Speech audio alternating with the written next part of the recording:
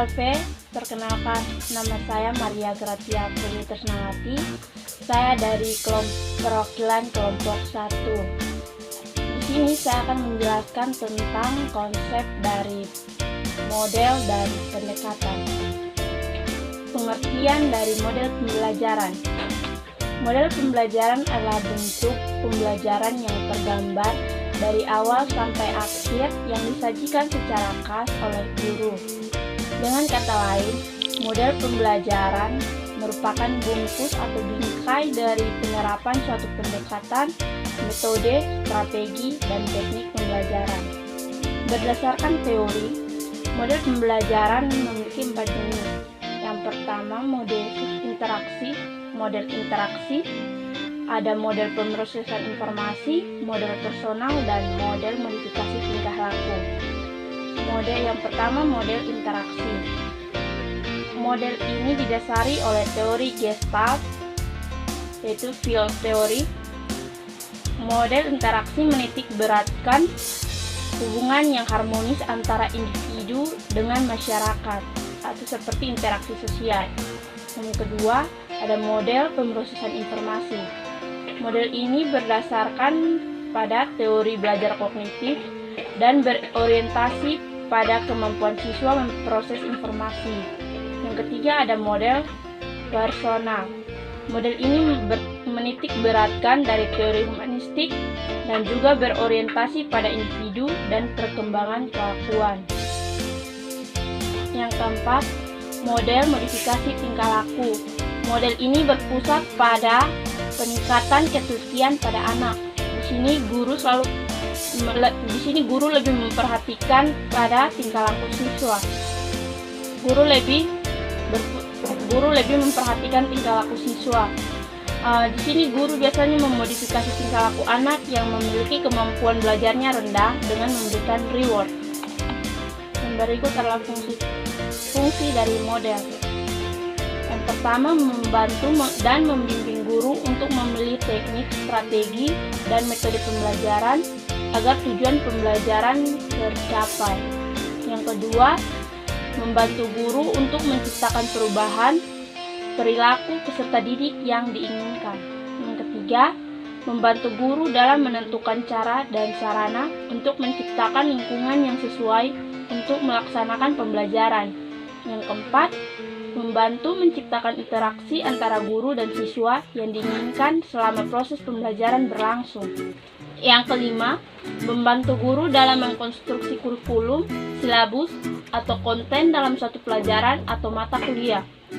Yang keenam, membantu guru atau instruktur dalam memilih materi pembelajaran yang tepat untuk penyusunan RPP dan silabus. Yang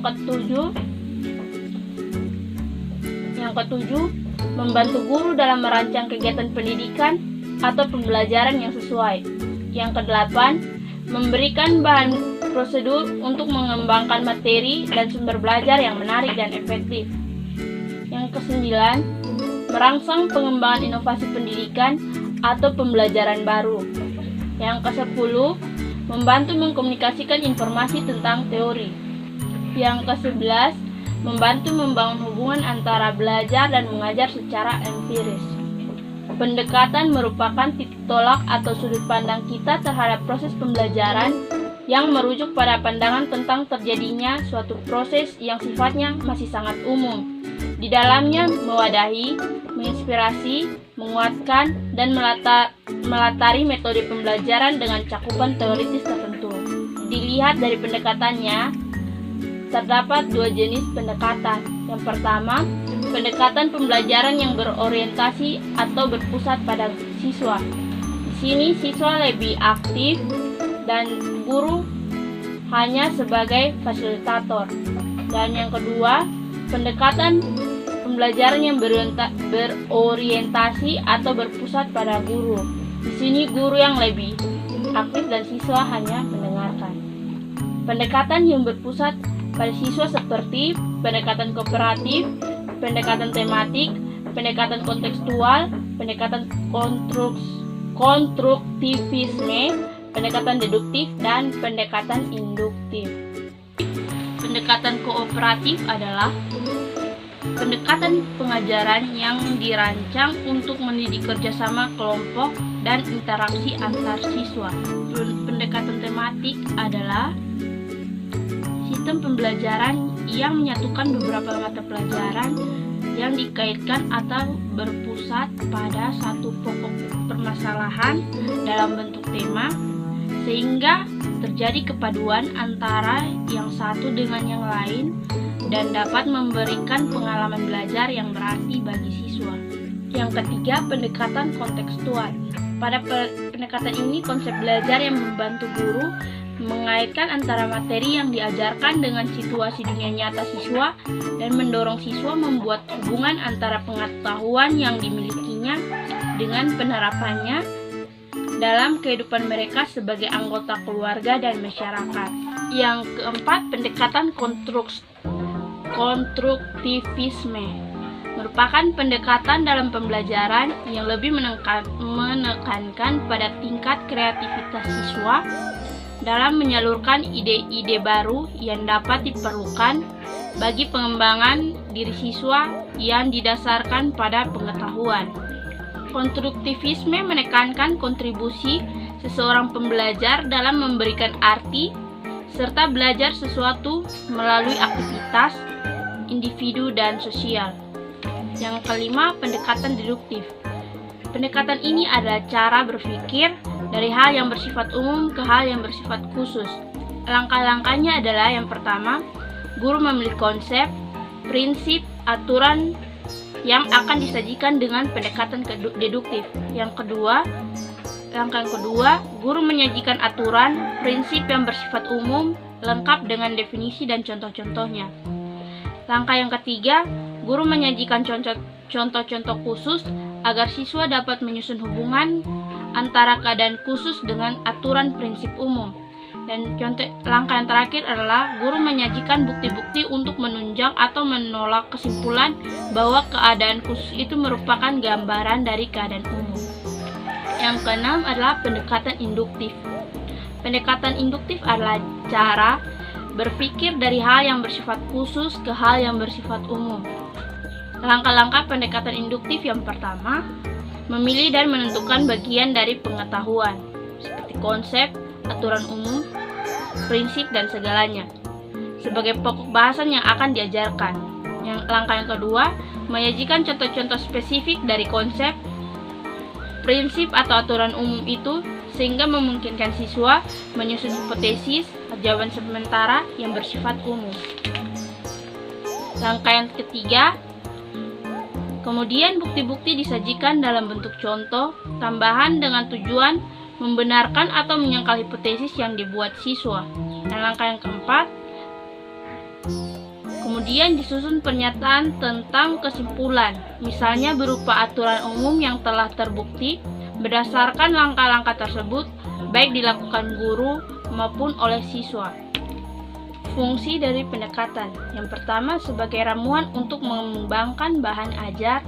Yang kedua, sebagai perangkat kriteria untuk mengevaluasi bahan ajar yang telah ada. Yang ketiga, sebagai seperangkat kriteria dan formula untuk merevisi bahan ajar yang ada. Dan fungsi yang keempat, sebagai kerangka kerja untuk merencanakan catatan ceramah kelas, latihan kelompok interaktif, dan penugasan pekerjaan rumah. Baik, saya akan menjelaskan tentang metode pembelajaran. Metode pembelajaran merupakan cara yang digunakan untuk mengimplementasikan rencana yang sudah disusun dalam bentuk kegiatan nyata atau praktis untuk mencapai tujuan pembelajaran. Ada beberapa metode pembelajaran, yaitu yang pertama yaitu metode ceramah. Metode ceramah merupakan metode mengajar yang menyampaikan informasi atau pengetahuan secara lisan kepada sekelompok pendengar untuk mencapai tujuan pembelajaran tertentu. Yang kedua adalah metode diskusi.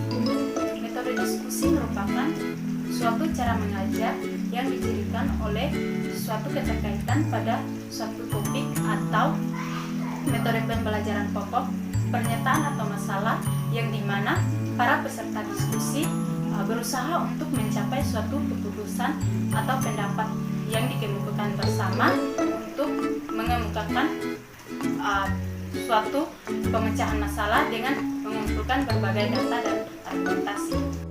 Yang ketiga adalah metode tanya jawab. Metode tanya jawab merupakan cara penyampaian pelajaran oleh guru dengan jalan mengajukan pertanyaan dan siswa menjawab. Metode ini digunakan juga untuk menjajaki sejauh mana pengetahuan siswa mengenai materi yang akan dipelajari. Dengan demikian, metode ini digunakan sebagai persepsi, pemusatan perhatian, dan evaluasi. Yang keempat adalah metode demonstrasi. Metode demonstrasi merupakan cara penyajian pelajaran dengan memperagakan atau mempertunjukkan kepada siswa tentang suatu proses, situasi, atau benda tertentu yang sedang dipelajari, baik dalam bentuk tiruan maupun bentuk sebenarnya, yang didapatkan dari guru mempertunjukkan maupun dalam sumber belajar lainnya. Yang kelima yaitu metode eksperimen atau percobaan. Metode eksperimen atau percobaan merupakan suatu pengelolaan pembelajaran di mana siswa melakukan aktivitas percobaan atau membuktikan sendiri tentang sesuatu yang sedang dipelajarinya. Peran guru dalam metode eksperimen ini adalah guru membimbing agar tidak terjadi kesalahan dalam percobaan yang dilakukan oleh siswa.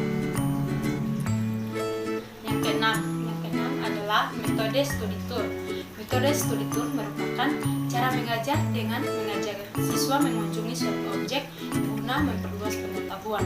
Selanjutnya, siswa membuat laporan dan mendiskusikan serta membukukan dengan didampingi oleh pendidik. Yang ketujuh adalah metode drill. Metode drill merupakan suatu cara mengajar dengan memberikan latihan keterampilan secara berulang kepada siswa agar siswa memiliki keterampilan yang lebih tinggi terkait materi yang dipelajari. Yang kedelapan adalah metode simulasi. Metode simulasi ini digunakan untuk mengajarkan materi dengan menerapkan sesuatu yang hampir serupa dengan kejadian sebenarnya. Tujuannya adalah untuk meningkatkan aktivitas belajar dan keterampilan siswa. Nah, selanjutnya ada strategi atau teknik pembelajaran.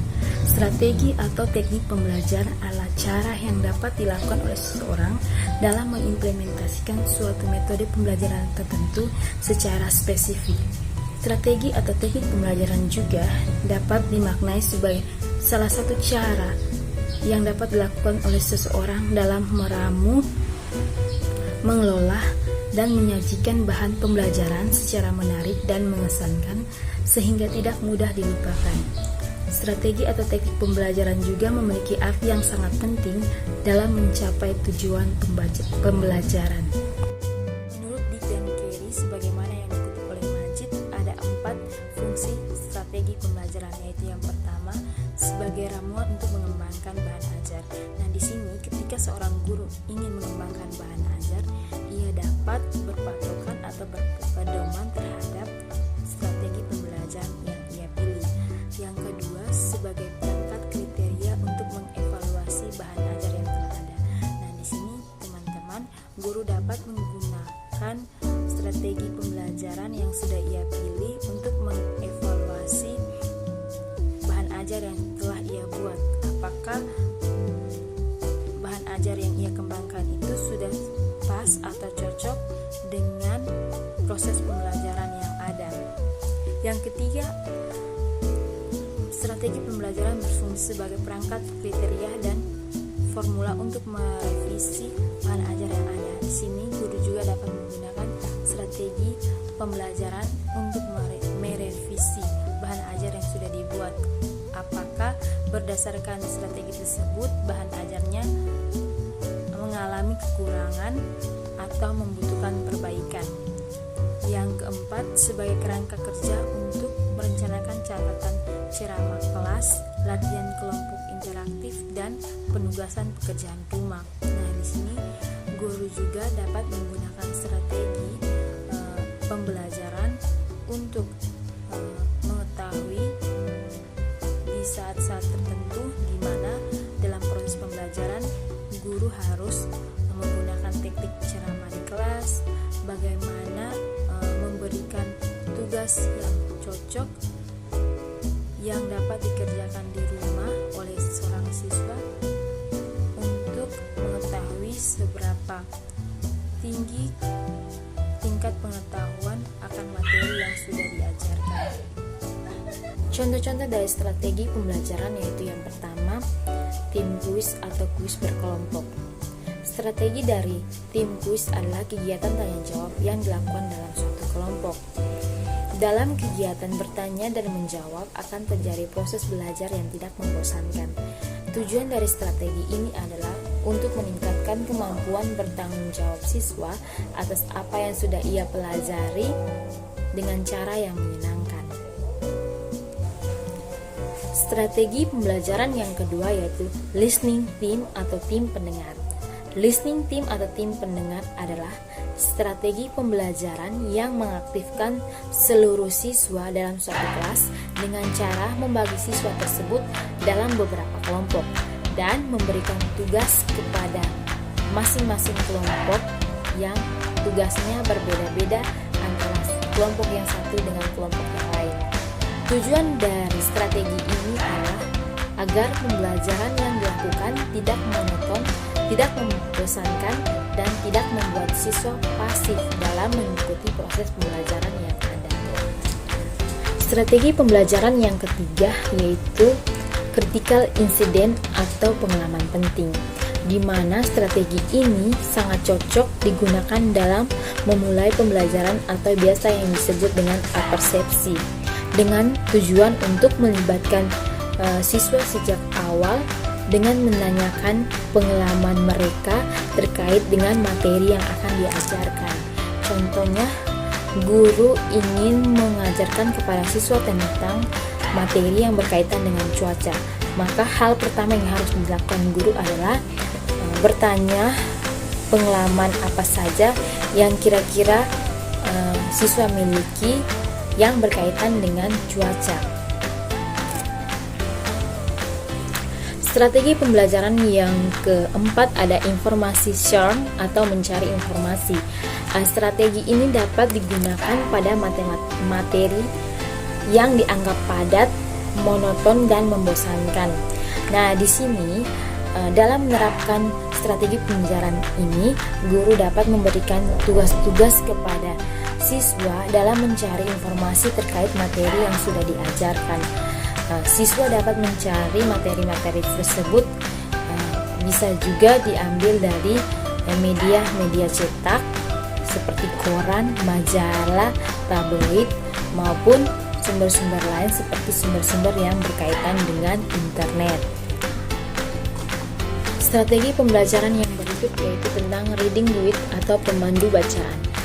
Sering terdapat kejadian di mana materi tidak dapat diselesaikan dalam kelas karena materi yang diajarkan mungkin terlalu banyak dan materinya bersifat padat, dan materi tersebut harus diselesaikan di luar kelas. Nah, dalam kondisi seperti ini, guru dapat menggunakan strategi yang namanya dengan reading with atau pemandu bacaan. Nah, strategi ini cocok dengan pemberian tugas yang dikerjakan di rumah. Contohnya di sini materi tentang negara-negara yang ada di ASEAN atau Asia Tenggara. Nah, tidak mungkin dalam proses pembelajaran karena kita memiliki waktu yang sangat terbatas dan waktunya tidak dapat menyelesaikan materi karena materi pembelajaran tentang negara-negara yang ada di ASEAN itu banyak, maka guru dapat memberikan tugas kepada siswa untuk mengerjakan atau mencari informasi terkait negara-negara yang ada di ASEAN. Tugas tersebut dikerjakan di rumah dan pertemuan berikutnya akan disampaikan secara lisan di depan kelas. Nah, tujuan dari penyampaian secara lisan di depan kelas ini agar siswa tidak hanya mengerjakan tugas, memindahkan informasi dari buku sumber ke buku cetak, tapi di sini dengan memberikan pendapatnya secara lisan di kelas, maka dengan sendirinya dapat membuat siswa itu ingat atas apa yang sudah ia pelajari. Baik, strategi pembelajaran yang keenam ada jigsaw learning atau belajar model gergaji. Adalah strategi pembelajaran kooperatif di mana siswa memiliki tanggung jawab yang besar dalam melaksanakan proses pembelajaran. Strategi pembelajaran yang keenam yaitu jigsaw learning atau belajar model gergaji. Adalah strategi pembelajaran kooperatif di mana siswa memiliki tanggung jawab yang sangat besar dalam proses pembelajaran. Tujuan dari strategi ini adalah untuk mengembangkan kerja tim dan untuk meningkatkan kemampuan kooperatif siswa. Nah, dalam model pembelajaran jigsaw adalah menggunakan pertukaran dari kelompok ke kelompok atau group to group exchange, di mana peserta didik mengajarkan sesuatu kepada peserta didik lainnya. Strategi pembelajaran yang ketujuh adalah small group discussion atau diskusi kelompok kecil. Strategi ini dimaksudkan agar siswa dapat memahami materi bersama-sama dengan teman-temannya. Tujuan dari strategi ini adalah agar siswa dapat bekerja sama secara individu dalam kelompok. Yang kedua, meningkatkan kemampuan analitis, dan yang ketiga, meningkatkan kepekaan sosial serta tanggung jawab individu dalam kelompok. Strategi pembelajaran yang kedelapan adalah debat aktif. Debat bisa menjadi salah satu strategi diskusi yang mendorong pemikiran dan perenungan, terutama bagi siswa yang diharapkan dapat mempertahankan pendapat atau ide gagasannya. Strategi ini tepat digunakan bila ada dua isu atau permasalahan yang bersifat kontroversial.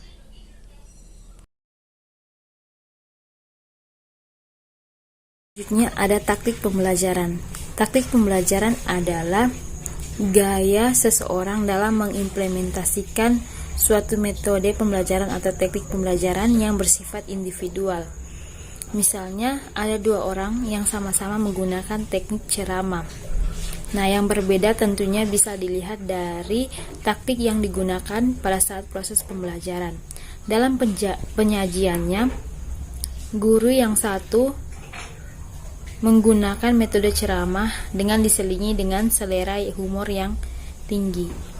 Sedangkan guru yang satu dalam menggunakan metode ceramah lebih banyak menggunakan media elektronik sebagai media pembelajaran karena ia ahli di bidang tersebut. Artinya di sini bahwa teknik pembelajaran itu berbeda-beda tergantung dari guru yang menerapkan taktik tersebut. Karena taktik tersebut berhubungan dengan kelebihan yang dimiliki oleh setiap orang guru dan bagaimana ia menyesuaikan kelebihan yang ia miliki dengan metode pembelajaran yang ia gunakan pada saat ia mengajar di dalam kelas. Selanjutnya, fungsi dari taktik pembelajaran yaitu yang pertama, guru mampu mengimplementasikan metode atau teknik pembelajaran secara spesifik. Yang kedua, pembelajaran yang dilaksanakan dalam kelas lebih bervariasi dengan menggunakan metode yang sama, sedangkan taktiknya berbeda. Yang ketiga, agar materi yang disampaikan sesuai dengan kondisi yang ada di dalam ataupun di luar kelas dan sesuai dengan karakter peserta didik, sehingga siswa dapat menerima materi yang disampaikan dengan baik. Demikian presentasi yang dapat kami sampaikan. Semoga bermanfaat. Terima kasih.